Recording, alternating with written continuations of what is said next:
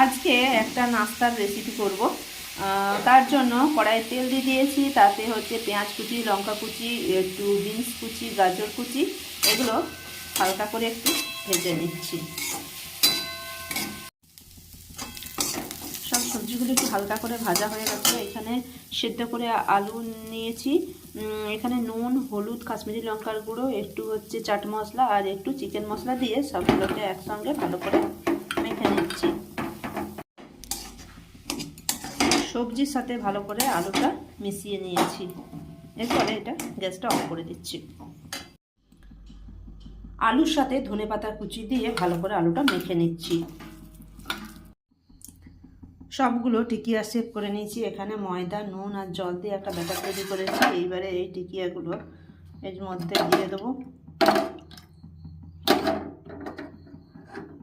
এরপরে এটা সিমায়ে কোট করে দেবো। এদিকে কড়াই তেল দিয়ে দিয়েছি, তেল গরম হয়ে গেছে। এরপরে এই সিমাই মাখা টিকিয়াগুলো দিয়ে দেবো। এইভাবে সবগুলো দিয়ে দেবো, কম আঁচে এগুলো ভাজতে হবে। দু পিঠটা লাল করে ভাজা হয়ে গেছে। এবারে এগুলো ছান্তার সাহায্যে উঠিয়ে নিচ্ছি।